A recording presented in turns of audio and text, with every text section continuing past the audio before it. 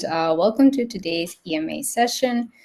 Um, Today we are joined by Elaine, who will be talking about how to design smarter, not harder. It's inspired by her actual content, but before we dive right in and introduce the guest, just a few notes from my side. So, this is a live interactive session.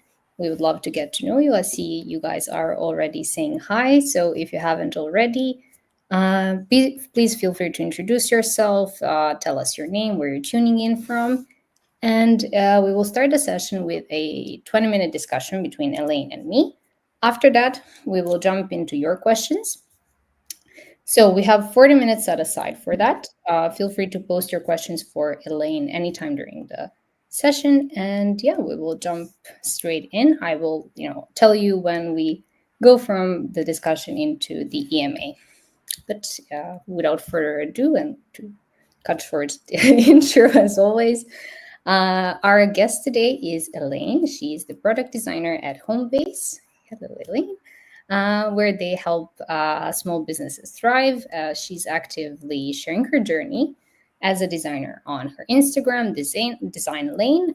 We'll drop her link right here, and as well as her podcast. And most recently, she has also been facilitating some workshops. She will tell us more about it all.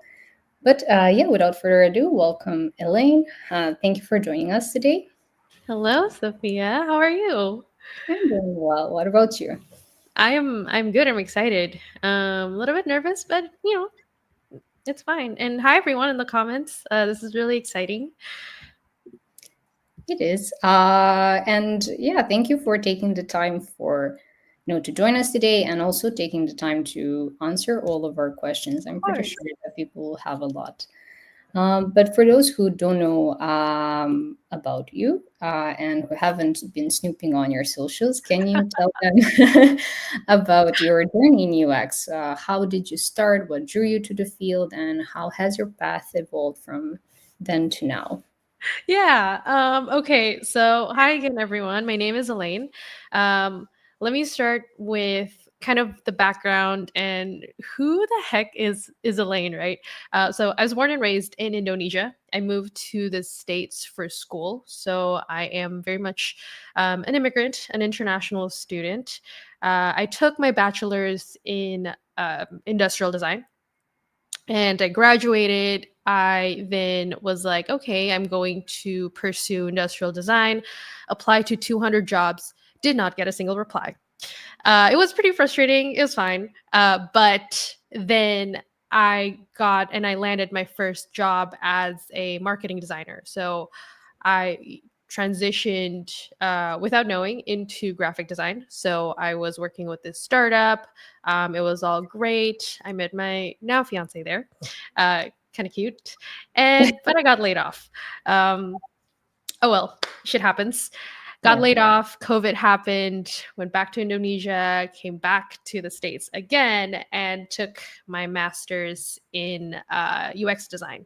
I'll tell you a little bit about why and how I got into the UX design field in a little bit. But from there, I graduated, landed my now UX design job. Worked freelance and contract jobs in between, and the rest was history. So that is a little bit about my background and how I am today and my 9 to 5. My 5 to 9, though, I do a little bit of content creation on Instagram, and I host podcasts. Sometimes I'm trying to make more time for that, about the journey of kind of becoming an international or becoming, a tech woman designer as an international student. So everything, it's really fun. And yeah, so that is a little bit about me. How I got into kind of the journey, or how I got into the UX design field, was actually pretty interesting. And I know, transparently, Sophia asked me this before, we got into this. So this was kind of a reflective moment for me into why I actually started uh, into, this field, right?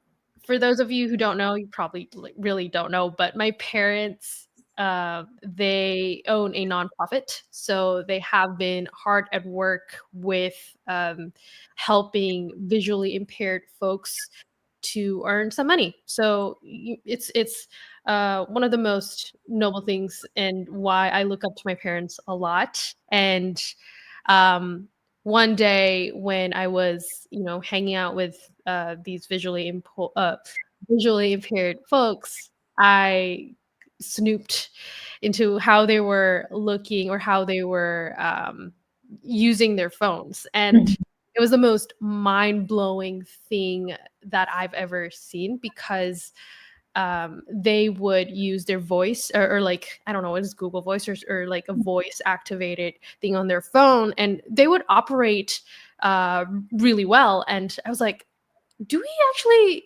have web accessible websites for them? Like, is this something that people actually think about on a day-to-day basis? Like, how can I help them, and how can I be of help? So that's kind of what sparked the interest into going and pursuing my UX design. And I kind of made a big and bold decision, because at that time I was in Indonesia, and COVID happened. But I was like, okay, what the heck? Let's try this out. Let's try this master's program. Let's see how far I can take it. Thankfully, I could took it kind of. I'm 6 years into this, so it's it's kind of far. So I take that as good news. Definitely good news, and that's a really inspiring story. Thank you, thank you. So yeah, so I mean, ever since then, I think that has always been kind of the key driver of why I ended up, doing UX design. Really keeping mindful of being accessible, and looking at those things that maybe folks would miss if they aren't in this field, or they aren't interested in this role. Definitely. And I guess that accessibility is now also a big part in what you do today. 100%. Especially accessibility is a small part in becoming a designer and working as a product designer here, but it is a skill, and it is something, and mindset shift, right? Whenever we design stuff, whenever we build screens on Figma, how can we make sure that it is accessible? How can we make sure that it's responsive? So all these different things that I'm learning daily in my day job. Nice. And you went back to States to finish the master's degree, or how did that go? Yeah. So I did. I made, again, like, a big and bold decision to come back to the States, and I spent all my savings to pursue my master's. My parents were paying for the school, because it's not their responsibility. It's my master's program, and it's my career. And thankfully, all the debt and the loans kind of got paid off. I think last year. I can't really remember, but it was a long journey, and really, really happy that it paid off, to say the least. Paid off. I mean, do you now feel that you are doing what you love doing? 100%. I think, and this is really interesting. I was reading this somewhere, but uh, product designers slash UX researchers slash UX design, interestingly, have the most, or if not, like, one of the highest. Is it like work life happiness or something? Like, they ran a Mhm. survey, and people are actually, like, really happy with what they do, or designers are really happy with the job that they're doing. They're really fulfilled. And I'm one of those, just because seeing your work affect so many lives, and being able to help them, looking at it from different angles, right? From data, from just qualitative, quantitative feedback from our users, is something that's really rewarding, especially because you don't really know them, but you've actually touched their lives. As cringy as that sounds. But there is some truth to it, right? Especially starting, as a nonprofit and in the nonprofit world. And just out of curiosity, are your parents still doing it? Are they They still are. up? Yes, that's a really good question. They are doing it. They're actually expanding to helping the disabled folks now. So not only that they're helping with the visually impaired folks, they're also learning sign language and helping the hard of hearing folks. And that's something that's super inspiring to me. And I unfortunately haven't learned how to do sign language, but it's definitely on my to do list. So kudos, credit where credit is due, and kudos to my parents for helping me really find what I want to do and what I want to learn in the future. Yeah, yeah, kudos to them. And kudos for them, cheering you on to go back and make a bold move, to move back and to finish the degree and start working. Thank Um, you. Thank you. and you mentioned, and probably the viewers know already, but you do content creation. That's interesting, and that's something that a lot of folks want to Mhm. start these days. So, can you tell us a little bit how starting it impacted your career growth, and I mean your career in general? What has it brought you? Yeah, this is really interesting because when I started my content creation journey, by the way, it's at design.lane, plug. Um, I was actually bored at doing like a random class for my master's program. So this was back in like 2022, I want to say. It was a couple of years ago. I was like, why am I doing this project? I hope my professor isn't tuning in. Um, but it was just like, it was not so fun. But so I just scrolled through Instagram and I was like, why don't I just make a random video out of this? Like the process of start to finish in doing this project. I posted it. It was really random. I was also using I think it was like an iPhone 8 I had traded with my sister, so the camera was a little bit on the rougher side. It Very got, I think, 25,000 views overnight, and I gained around like 3,000 to 4,000 views overnight. And it was in that moment where I was like, wait a minute, that sounds like I can make more videos like this. Um, and so I wanted to see where that went. And I made myself a goal to reach by the end of the year. Cause I think at that time it was like in September or something. I was like, okay, Elaine, let's challenge ourselves to do to gain 10,000 followers by the end of the year. nice. I got 12,000 followers by the end of the year, and I was like, wait a minute, I can actually make like extra income from this. So that was kind of sparked the content creation journey.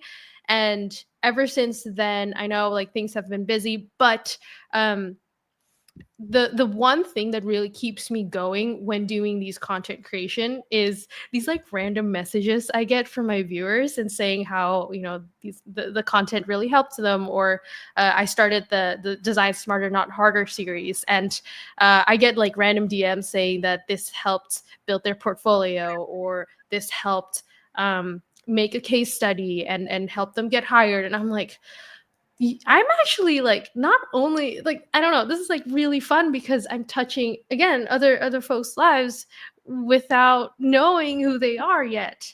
So when I look about how this impacted my career, I think that ties perfectly into the first aspect, which is fulfillment.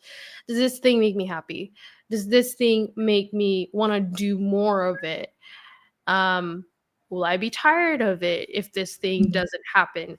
How can I be of an impact? And I think it checks the boxes for me in terms of fulfillment. And also, I'm not going to shy around the fact that this is not work, right? I have my weekends, I have moments where I want to do nothing. So this also has helped me pay for my master's program and landing collabs with other big brands that I never knew that I could land. So money and extra earnings also has impacted my journey and my career in really amazing ways. And really, the last one is, again, I was born and raised in Indonesia, and English isn't my second language. So, how can I challenge myself to build confidence to, by having this like side quest of making reels, or like having, is it like talk tracks or like audio overs? Uh, Mm-hmm. how can I Voice, put yeah. myself out there so I am more comfortable, putting my own voice in the wild and in public. So I think those three really, fulfillment, money, and challenging my confidence, has helped impacted my career in numerous ways. And definitely probably made you a little bit more interested in your work outside of your work, right? Uh, Exactly. Yeah, I think that's really spot on. Just having different ways to be creative and give back to the world, and also earn money. yeah, So we're all doing it, right? No, it sounds cool, and it sounds good that you push yourself to put yourself out there, and really look at all the things that are flowing in. yeah, yeah. Speaking of, going further in your career and career growth and everything else that impacts it. We promised our viewers today that we will hear your key, maybe skills for working smarter, not harder in design. Is there anything that you wish you had learned sooner, maybe? Ooh, so many. Where do I start? Um, One thing that I've always struggled with, and I'm still struggling with, is to have more confidence in myself. I think, um, like right now, I'm trying to build my confidence, and this is like one way to do it.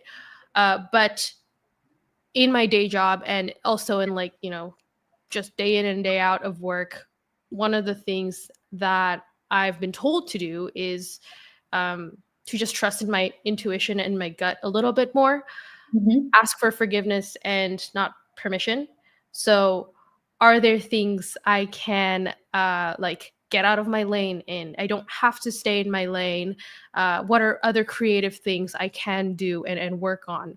So again, like to build confidence and to I guess break the barriers a little bit more. Um, Second is UX design. Sometimes when folks think about it, it is limited to screens on Figma, and I am not like dissing anyone, but that's the first thought. For example, my mom would imagine, because she isn't too familiar with the field, and that's totally fine. But there are so many other skills that make someone a really good designer, and one of the things for me to improve on is my UX writing. Um, Going back to, being English isn't, I'm not too familiar with English, and maybe like it is something that I'm constantly working on. um how can I build this like UX writing skill so that it is accessible, it is understandable, all sorts of users can understand it, and that goes beyond, screens on Figma. How can I communicate with users? How can I communicate with my stakeholders so that my stakeholders understand it clearly, and I'm not like just going around in circles? um, I think those are the two things off the top of my head. And if we're talking about things that actually like more hard skills, I would say systems thinking. Um, it is literally, it is such a superpower, especially going into the field of design and working with a bigger team, because you understand the patterns that other designers are building, and how you can take from that. So looking at systems as a whole, design systems and all that. um, Coding is also another one that Okay. was, I know it is like a very a various topic. Like people have different opinions But to me, I think because I took a course in coding, that has helped me build my relationship with my engineers and build empathy with how they're building their how why they're saying no to my designs, and how I can kind of meet in the middle with them. So I think, long story short, if I were to list it out: building confidence, asking for forgiveness, building my UX writing skills, communication skills, systems thinking, and coding. I know that is a lot, but I can go on and on and on. Those are a great start, I guess, for everyone. And I do agree, like with coding itself, people have very different opinions. Like, do you need to code as a designer or not really? But I think what's important there is what you mentioned, like it will allow you to better understand the rest of your team. Uh, Yes. So I'm also going to add, I think being a designer, we're kind of in a service industry. So not only that we're empathizing with our users, obviously, but it, it it'll do us really good if we can also benefit, or if we can also empathize with the folks that we're working with directly, indirectly. That will go a long way. Definitely. And are there any other tips or maybe mindset shifts that you feel are really necessary for designers who want to improve or streamline their workflows or work progresses? Yeah. So I think that's kind of similar but different question. To me, whenever I work, and admittedly in the beginning of my career, like when I was just becoming a UX designer, I remember one time coming up to my manager and saying that I couldn't design anything because my engineers and my PM were giving me so many different constraints. Time Oh, constraint, what else, like build constraint, all these constraints. But one thing my manager told me was that constraints are really creativity boosters. How can I, or creativity catalysts, I guess. So, how can I push myself and challenge myself a little bit more with these constraints so that I can still get a W from it? Oh my God, that's so horrible. I can still, I, I can still solve the problem, yeah. right? So, the sad truth is that there will always be constraints, no matter how you look at it. But as being a good designer means understanding the constraints, being able to push back on these constraints where it can and where it's needed, Mhm. and understanding what are, totally constraints, and working uh, because of that, or working through that. And then I think the second one is, this is going to be so cliche, but 1% better every day is what I go for. Progress over perfection.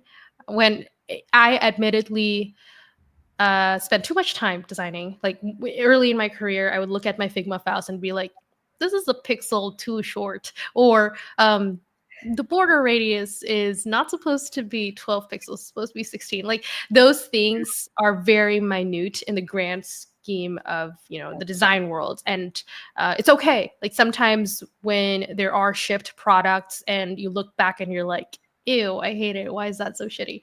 um, treat it like living documents. It's one of the things that helped me go faster and take a really, like, no day wasted mindset. Um, Mhm. and the last one is going back to the constraints. When we hear these constraints from folks, I one mindset shift that really clicked for me was that, well, they have their reasons too. It's not that they're saying no because they want to ruin my life. Like, no, that's not what it is. um they have their reasons, and our job is to understand why they're having their reasons, and understand where they're coming from. So again, those big three: understanding constraints, being better every day and treating everything as living documents, and really empathizing with the stakeholders and the folks saying no. Mhm. Okay, and we talked about skills, we talked about mindset shifts, and I love the get 1% better every day and progress over perfection. I think it's something that a lot of junior designers also don't really think about. They're thinking about the radius pixels, and they're thinking about every single border. So I love that, and I love the reframing of living documents. Hmm. Absolutely amazing. Love it. But are there any tools or any resources that you also recommend to those who are maybe just starting out, or even those who just want to keep up with the fast changing industry that it is? Yeah. Oh, I have a long list, but I can read it out. And also, I'll mention just a couple of tools that I've been using these days. And the first one, nonetheless, in Chat GPT. I know. It's love it, hate it. Chat GPT has always helped me design smarter and not harder because it is a good sounding board. It has helped me. I'm not like y'all, I'm not cheating, but it has helped boosted like whatever design I'm in, whatever whenever I'm stuck and all. So ChatGPT. There are alternatives too. There's Claude. There's um, I can't remember off the top of my head, but either ChatGPT or Claude. I think those are good friends for you.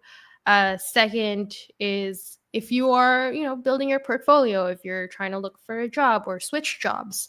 I have started seeing a lot of Framer portfolios. Mhm. So check out Framer. It's very easy to use.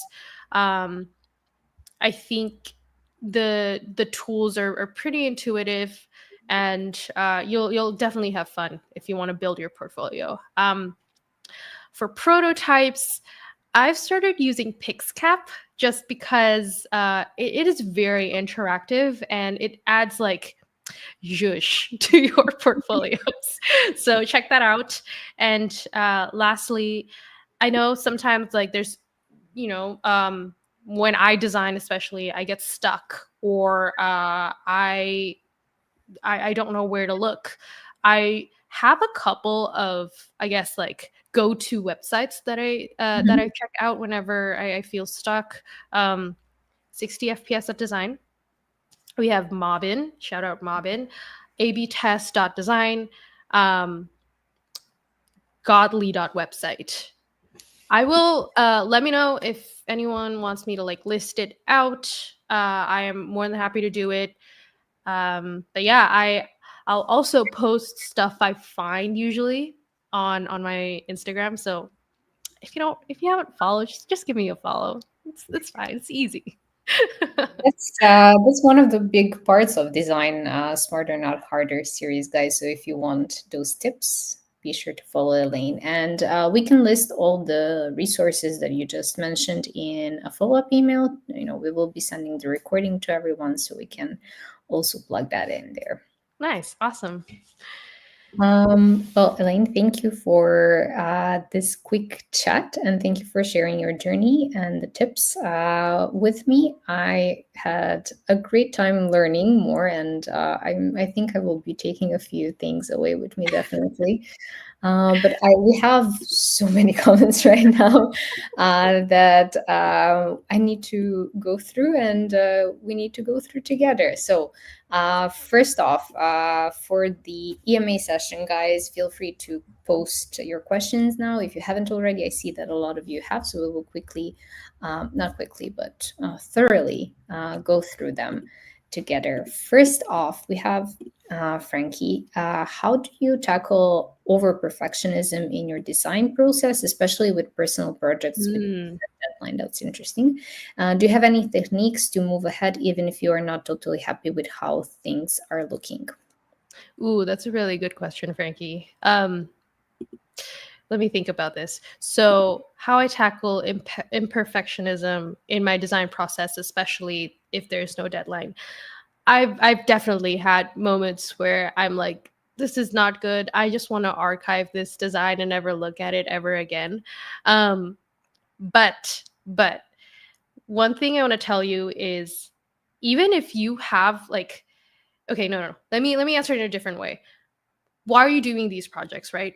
Are there is it so that you can get a job at another company? Is it so that you can get hired by another company? Or is it because it's just a project for you to do forever? If it is a project for you to just do forever, then I think we can set that aside and you can keep working on it, um, and treat this as like a forever living document. But if, let's say, you're doing these projects to then have a hiring manager's eyes on it or to get hired, I say,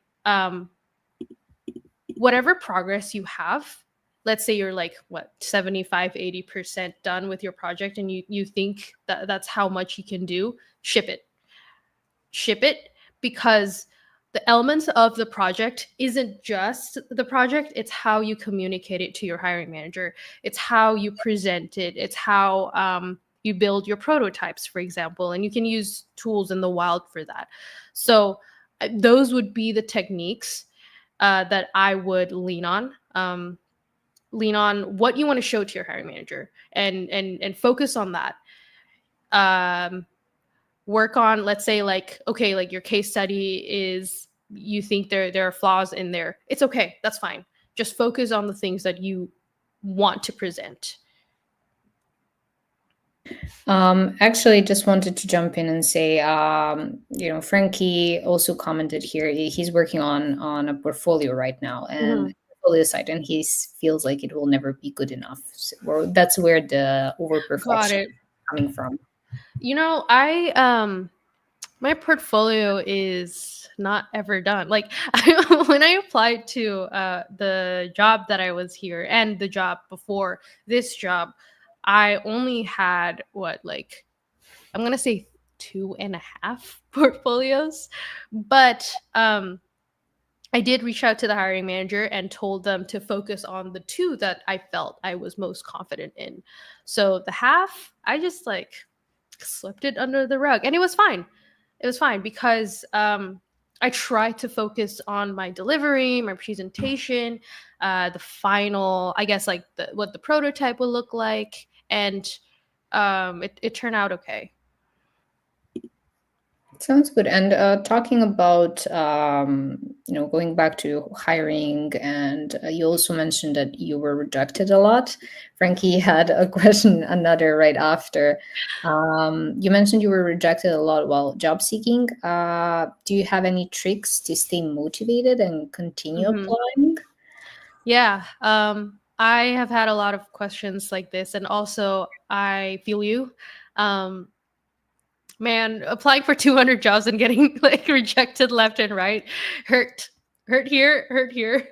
But that's fine. So what I'm gonna say, Frankie, is there are things that you can control and things that you can't control, and unfortunately, I think the job market today is a little bit shit. I don't know. I'm not looking for a job, so, but in the case of that, um, the things that you can't control is what is currently happening. Maybe right now the hiring is a little bit slow because of end of years approaching. So all these different things, right? What you can't control is to stay motivated. So I know, to stay motivated, and at least what I did and the tricks that I did was to focus on the goal and really break that down into tasks. My brain kind of works this way, and this is just how I work. And please let me know if this is like, if you can say, Elaine, you're weird, but hear me out. The goal is to get a job, and you only need one job. I swear, you only need one job and one offer. How can you break that down into like little tasks? Uh, it's to maybe like still work on your portfolio. It's to A/B test your resume. It's to reach out to connections on LinkedIn. Sure, like those are the tasks. But how can you break that down even more so that it's more realistic for you? Um, I usually put a number on that. So let's say every week I apply to 10 jobs, or every week I connect and I reach out to 5 people on the LinkedIn, on LinkedIn. So I think those are the tricks that worked for me. and really understanding that I literally only need one job. Sounds good. And it sounds good that, you have to really break it down to what is manageable for you. I think that's what's really important here, because, some people will be able to stay motivated 100% during the whole job search and send out 50 LinkedIn Yeah, messages. But, for other people, that's not realistic. But I think that, what you just said, breaking it down to what's manageable for you, I think that's a good way to keep yourself yeah. accountable. And I'm also going to add, I think sometimes companies and jobs and hiring managers looking for candidates, they're pretty picky, and sometimes it's not your fault, and it's not that you're not good enough. Sometimes the company is looking for a more, let's say, like specialized person who's worked on, for example, design systems, and we might not have that experience yet. So they're also very picky and sifting through different candidates. So it's safe to say it's not you, it's them. Pretty much, yeah. Pretty much, yeah. Okay, let's head into another question here. I would love for us to be able to do everything, but if Yeah. not, guys, we will. I'm sorry, we will try. um, so we have from Pablo. What is your process of solving problems in a smarter way according to you? So I guess this is a bit of a broad question, but maybe what is your way of thinking? Uh, how you approach a problem smart instead of it hard? Yeah, that's a really good question. So I think in a broader sense, let me actually like break that down into design and I guess like not design if I have time, but I know we have like a bunch of other questions, so I'll just answer it in design.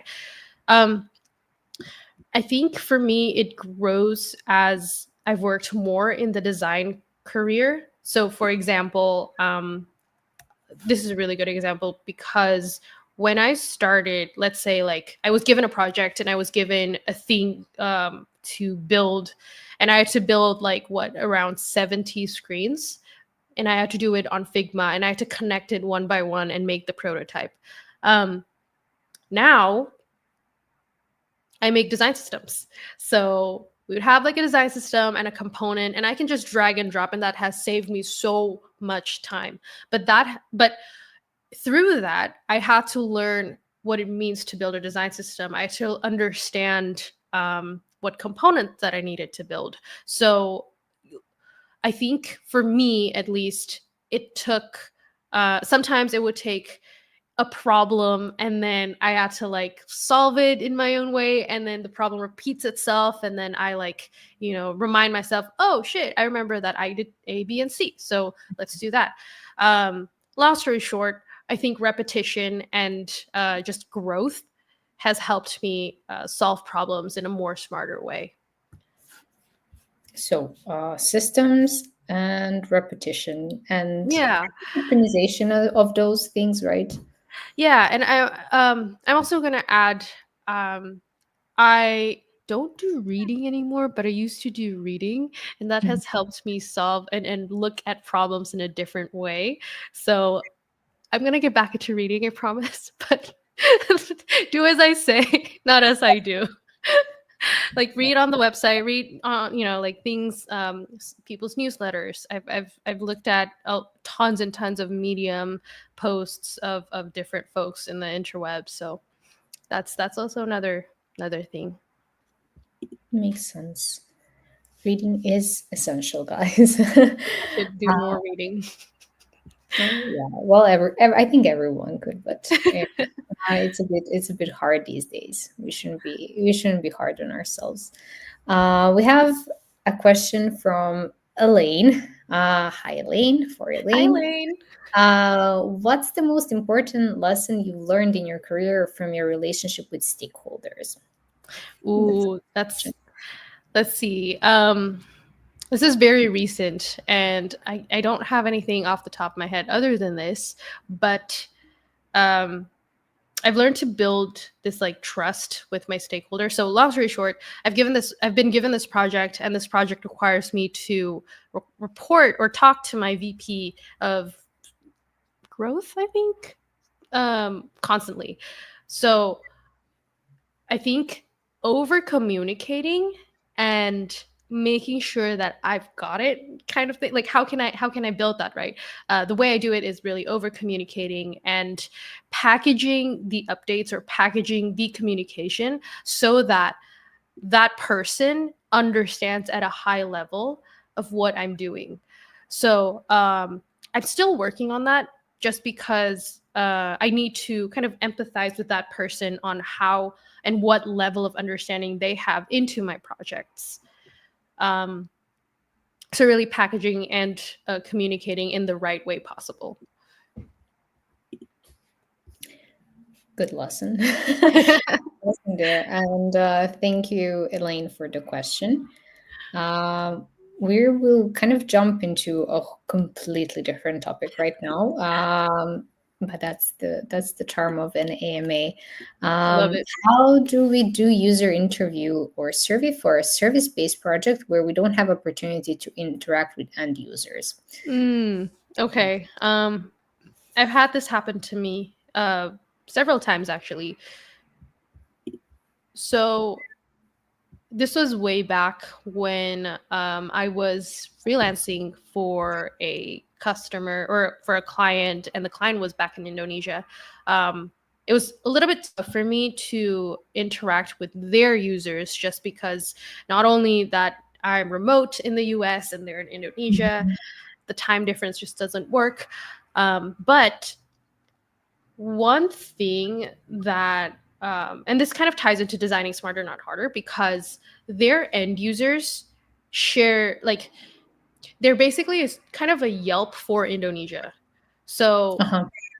they, like, when we look at the users, their goal is to, for example, look for food that they like or look for services that they enjoy. um, So what I did here was look at users who share the same interests and who share the same pain as, let's say, looking for food or looking for these services. And from there, I could kind of draw the understanding of what and empathize with what they're experiencing and use that to inform my designs. So long story short, if you can't really interact with end users, find, is it secondary end users? I'm not sure what the term is. I'm sure there's like a term for this. Um, but find users who at least share the same pain or share the same goals. And sometimes you can also, talk to your friends or talk to your family members. And yeah. Well, yeah, definitely. If there isn't a way to get, to interact with end users, I think it's a great way to find people with similar needs. Thank you. We have another question about, I guess, managing feelings and emotions mindset. So, how do you deal with feeling overwhelmed when the work is overwhelming? I cry. I'm just kidding. I actually, that's not. I'm half kidding. My fiance can attest to that. Um, I have this thing in me where I keep saying yes to projects in and out of work. And just because I love it, I love what I do. And therefore, I want to say yes to all these various things. And then I get overwhelmed. But it is something that I'm dealing with. And how I deal with this is completely shut down after a certain amount of time. So a good example is once, for example, like once 6 p.m. hits, I try to close my laptop and not open my chats. Still working on that. Not open my work chats, and just, get a pint of ice cream and eat it over watching a basketball game. So that has helped me recharge. And helped me kind of dissipate that feeling of overwhelm. And sometimes it doesn't work, and sometimes it's okay, and sometimes you need to cry it out, and it's totally fine. But having healthy boundaries has helped me feel less overwhelmed. Mhm. So fingers crossed on how that looked like in the next 6 months. I guess everyone's healthy boundaries will, differ in this way, but it's good to explore them.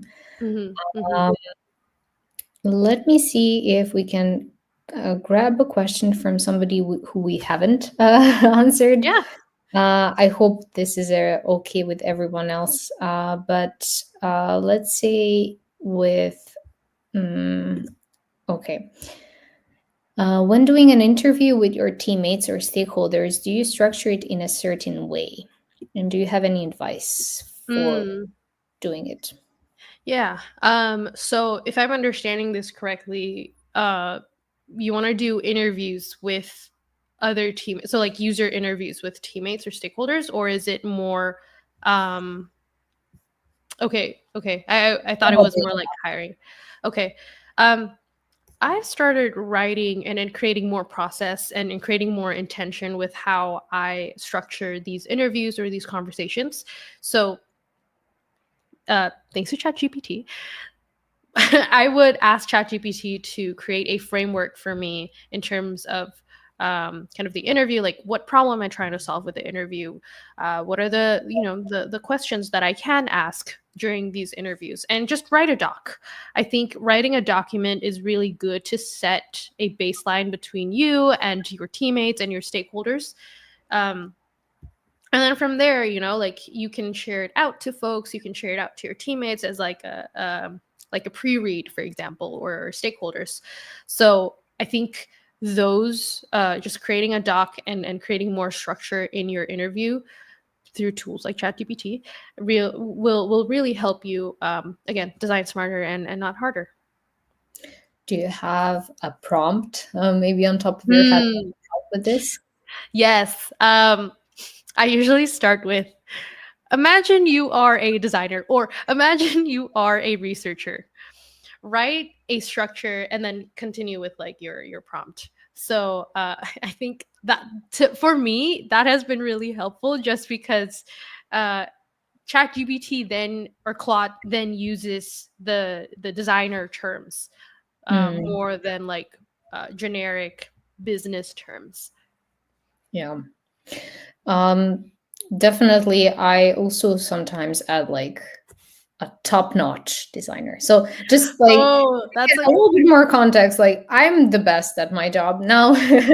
Now do this. Might be something. I'm gonna start using that. That's a good tip. Maybe worth trying. I don't know. Okay, thank you, and thank you for the question.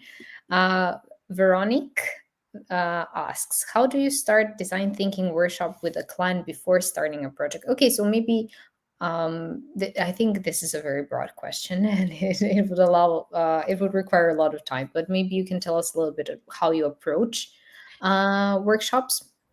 Yeah. This is a really good question. I think in terms of how I start and what are the things that I start the workshop with, the prompts, and those are the things I'm happy to chat with you about, if like off the call if you want. But how I start, and I know this is probably this is like a thread onto like um how do I make myself started and how do I like open up these conversations. My best tip is just to own it, just like freaking own it. Because you are they are your client and you want to do the best job you can do, and one of the things that you need is to do this workshop. So even before agreeing to a job with your client, or even before um, starting a project with your stakeholders or your PM, let them know that a workshop is needed, so that and really like make sure the goals are enticing to them, or goals are like making them interested. So have those conversations with them, let them understand the needs of it, and then just do it, just own the workshop. I don't know what you're thinking, but own like a 2-day workshop, a 1-day workshop. Just let them know it's for the greater good. Nice. Owning it. Owning How it. can you can you give some advice for maybe junior designers on how to effectively explain a design project in an interview? I think this kind of relates to owning stuff. Yeah. So this will probably be like a very long answer, knowing we only have like around what 7 minutes left. But Yeah. I'm gonna answer it in a more high level and Mhm. kind of give you an idea of how you can frame this in a mindset shift.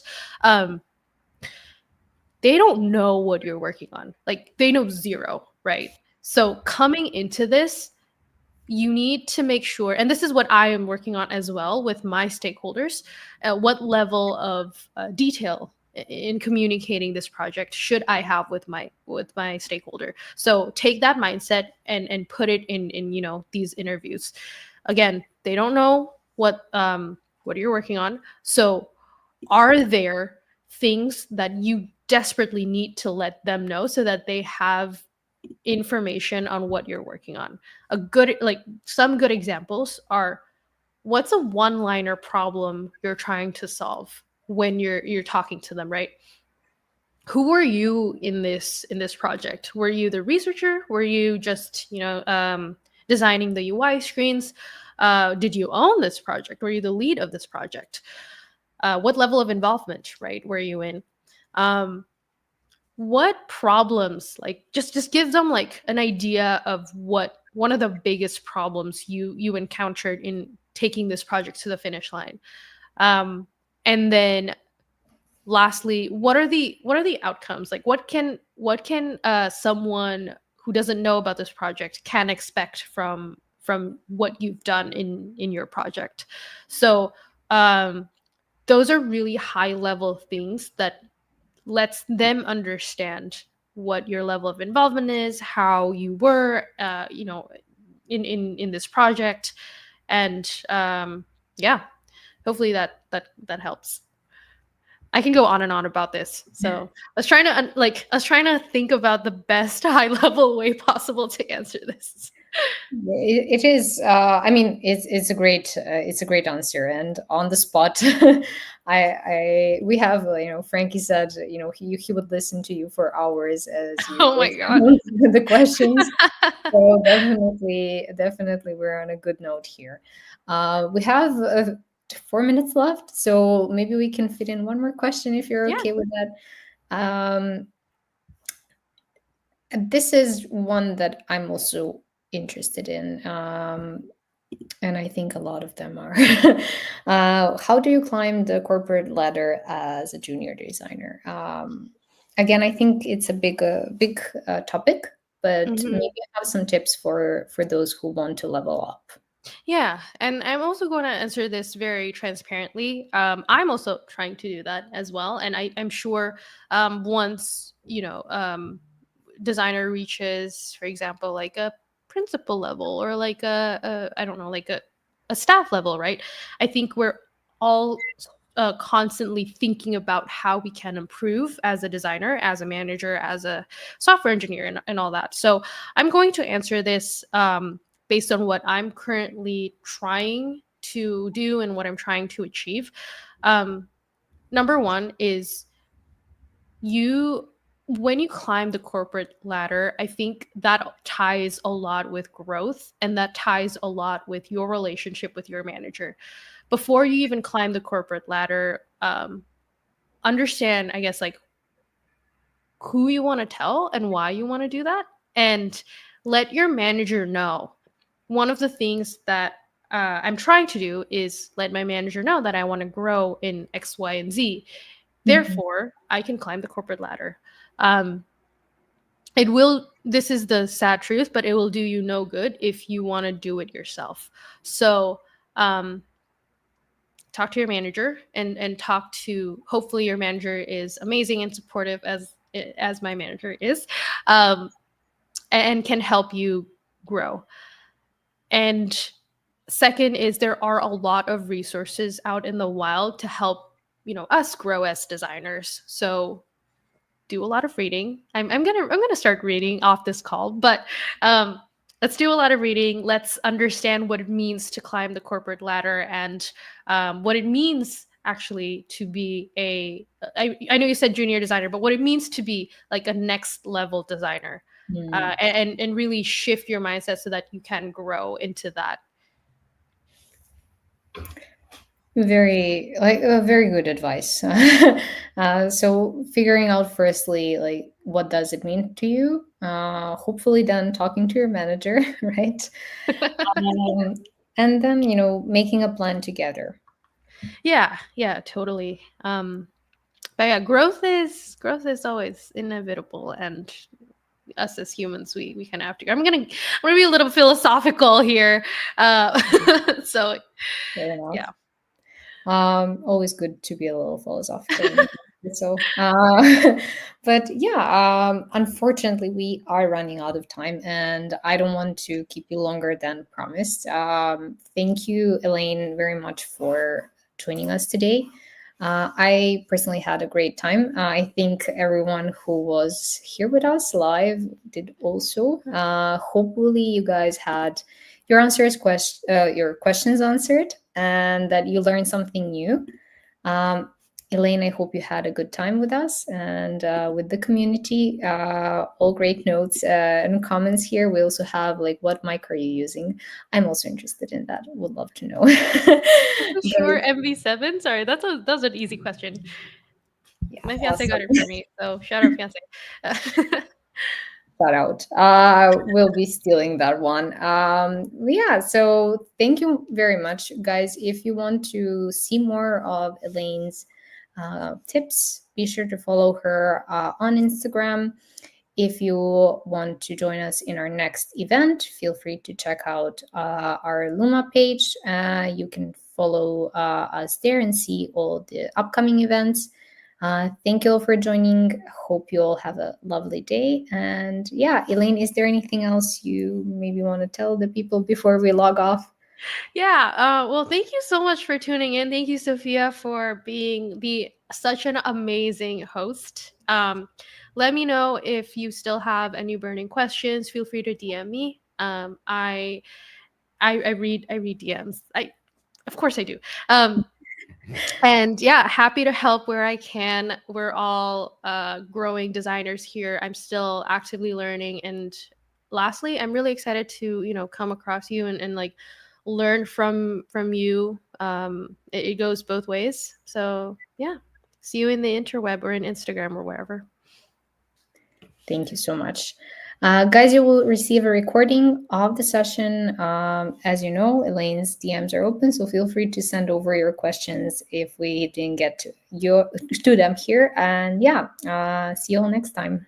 Bye bye. Bye.